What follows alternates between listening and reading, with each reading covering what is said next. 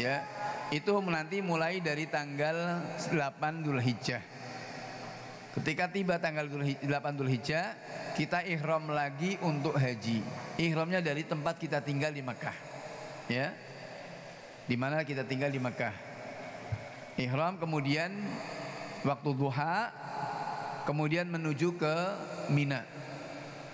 Sholat duhur, asar, maghrib, isya dan subuh, bermalam di Mina semalam, malam tanggal 9, ya, dengan diqosor dan tidak dijamak, ya. Sholat yang 5 waktu, yang 4 rakaat menjadi 2 rakaat saja, berjamaah, diqosor dan tidak dijamak, ya. Ini khusus untuk di Mina. Sampai besok harinya pagi hari tanggal 9 setelah matahari terbit, kemudian berjalan menuju ke Arafah untuk wukuf, ya, untuk wukuf di Arafah. Sampai di Arafah biasanya sebelum duhur, ya, kita menunggu. Setelah itu kemudian kita sholat, ya, mendengar khutbah dulu, ya.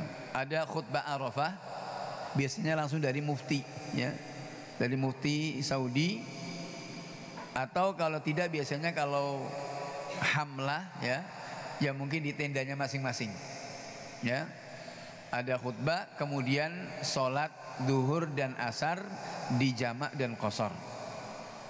Setelah itu tinggal berdoa terus sampai matahari terbenam, ya, antara waktu duhur dengan maghrib. Itu waktu yang paling baik, ya, di hari Arafah tanggal 9 Dzulhijjah, di mana Allah Subhanahu wa taala berbangga di hadapan para malaikat, ya. Dan itu waktu yang paling baik, tanggal 9 Dzulhijjah. Kita di sini disunahkan untuk berpuasa, ya kan? Yang di sana wukuf. Kemudian setelah matahari terbenam, ya, kemudian berjalan menuju ke Muzdalifah, ya, berjalan menuju ke Muzdalifah. Kemudian sampai di Muzdalifah, kita sholat maghrib dan isya di jamak dan qasar, jamak takhir, ya, jamak takhir. Kemudian bermalam di Muzdalifah, nginap tidur di Muzdalifah. Diusahakan adalah mendekati ke Masy'aril Haram. Masy'aril Haram dulu itu bukit, ya, sekarang ada masjid di situ, ya, ke arah Mina lebih dekat.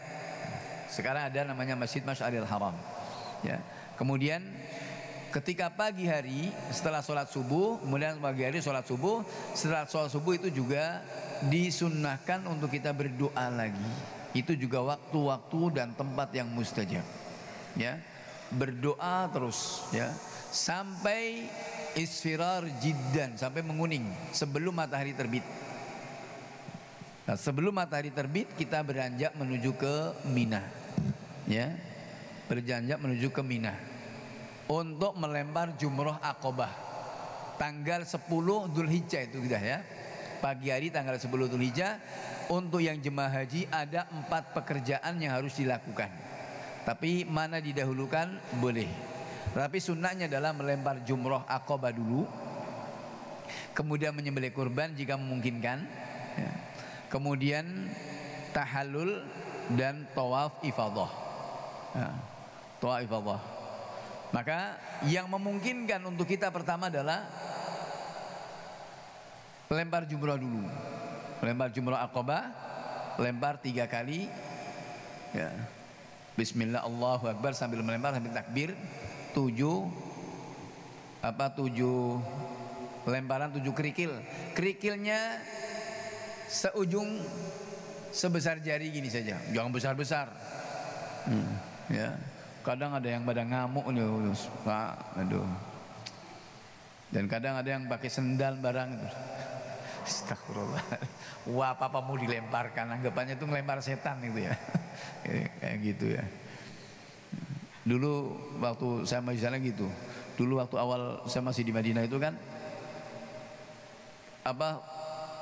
Jumroh Aqobah kan masih setengah lingkaran, belum ada perluasan seperti sekarang. Setengah, dan itu yang sering makan korban di situ, banyak orang mati di situ, mati keinjak-injak, ketumpuk-tumpuk tuh. Dan saya lihat orang sudah, kalau udah jatuh sudah, lihat orang telanjang yang di situ, kayak ini filmnya ketarik, sudah nggak bisa untuk ditarik-tarik lagi karena saking padatnya orang, ya. Telanjang bulat di situ, ya. Artinya saya membayangkan di situ kayak di mahsyar, ya, kayak di apa ketika dibangkitkan dari kubur, ya. Orang khufatan uratan ghurla. Di situ mau telanjang bulat pun juga kita nggak akan peduli, ya. Karena kondisinya semua orang masing-masing, ya. Ketika itu, ya. Tapi sekarang ini alhamdulillah sudah longgar. Ya, sekarang ini masya Allah sudah dibuat lebih nyaman. Dulu awal-awal masya Allah. Karena hari itu kan jamaah haji tumpuk di situ semua kan, di Jumroh Aqobah. Jadinya masya Allah. Nah, sekarang ini alhamdulillah sudah nggak lagi nyaman, ya. Maka sering makan korban di situ. Dan biasanya sampahnya ampun sampai bisa tumbuh tinggi sekali, ya. Itu di situ dulu, ya. Nah, ini Jumroh Aqobah, ya. Setelah itu kemudian kita bisa tahallul, ganti baju dulu kan nyaman, ya. Ihramnya sudah ganti baju kan kemana-mana nyaman. Baru kemudian kita berangkat pergi tawaf ifadah, ya, ke Mekah. Mau jalan kaki, enak jalan kaki. Kalau musim-musim kayak gitu enak. Sekarang ini enak jalan kaki daripada naik kendaraan, ya. Karena jalan kaki pun juga banyak orang, ada pejalan kaki khusus juga, dan kanan kiri juga nyaman. Mau jajanan apa juga banyak itu, ya, nyaman, ya. Kalau sekarang ini, ya, kalau masya Allah, ya, saya mengerasakan dua-duanya sih, ya. Ruwet, pakai kendaraan itu ruwet, ya, masya Allah, ya. Dan lama itu, bisa lama itulah. Kemudian setelah itu kemudian selesai jumroh, kemudian tahallul, pergi tawaf. Berarti sudah 3 pekerjaan, tinggal menyembelih kurban. Menyembelih kurban kalau hari itu kayaknya nggak memungkinkan, mungkin di hari-hari tasyrik, ya, kalau kita mau nyembelih sendiri. Tapi kalau kita bayarkan ke Bank Rojahi, ya kapan saja sih, insya Allah dibayarkan sesuai waktunya. Kalau dari Bank Rojahi, ya. Tapi untuk Indonesia biasanya disembelih setelah mereka umroh pertama, ya. Jadi disembelih sebelum waktunya, seringnya begitu, ya. Setelah selesai umroh, ya, apa kan tamattu, datang dari kemudian umroh. Setelah umroh kan ada jeda antara umroh sampai waktu haji tiba. Di saat-saat itu mereka menyembelih hadiunya, damnya katanya. Dan ini belum waktunya, ya. Banyak yang seperti itu, ya. Pendapat, sekali lagi pendapat, ada pendapat, tapi riwayat tidak menunjukkan seperti itu, ya. Pendapat madhab ada kalau bicara masalah pendapat, tapi riwayat tidak menunjukkan seperti itu. Kita kembali kepada riwayat, ya. Maka menyembelih itu adalah setelah, sama seperti di sini kita kan menyembelih kurban setelah selesai sholat kan, sholat id tanggal 10 kan. Maka kalau menyembelih sebelum itu kan syatu kasyatul lahm, kan gitu, ya. Kambingmu kambing berdaging biasa, ya. Maka seperti itu.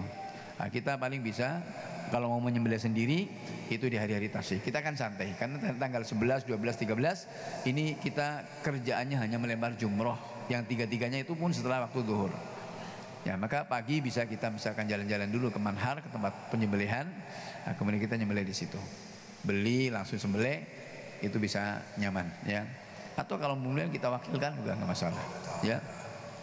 Nah, ya, baik. Sip, bentar. Maka setelah itu kemudian di tanggal 11, 12, 13-nya kita lempar jumroh, ula, wusta, dan aqobah, 3-3-nya setelah waktu zuhur, ya. Waktunya setelah waktu zuhur. Dan di orang Indonesia biasanya dari pagi sudah ngelempar. Ini kesalahan-kesalahan yang banyak terjadi, ya. Dari pagi, bahkan ada malam-malam sebelum subuh sudah melempar duluan. Oh, sepi, ya sepi yang bukan waktunya lah, ya. Maka sunnahnya bukan sunnahnya, memang tuntunannya adalah setelah waktu zuhur tiba baru kita ngelempar. Kemudian juga sunnahnya antara jumrah ula, jumrah wusta, di antara jumrah itu juga disunnahkan untuk berdoa sepuasnya. Antara jumrah wusta yang kedua sampai Aqabah juga disunahkan untuk kita berdoa waktu-waktu yang mustajab, ya. Dan ini termasuk maqam Ibrahim, ya. Kemudian baru lempar jumrah Aqabah, balik lagi ke tempat tinggal. Tanggal 12 juga begitu, kalau mengambil nafar tsani sampai tanggal 13-nya. Baru kemudian ke Mekah untuk nunggu kepulangan, nanti tawaf wada, ya. Kalau haji tawaf wadanya wajib. Tapi kalau umrah sunnah saja. Ya, tawaf wadanya sunnah, kalau mau tawaf juga tawaf, kalau enggak juga enggak masalah. Ya, kalau untuk umrah. Tapi kalau untuk haji tawaf wada ini wajib. Ya. Artinya wajib, kalau tidak ditunaikan maka harus kena dam. Ya. Nah, ini ya. Maka itu yang selesai itu, kemudian selesai sudah ibadah haji kita, ya. Baik. Mau nonton ini apa salat zuhur?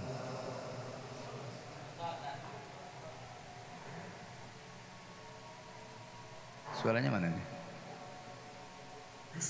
Oh.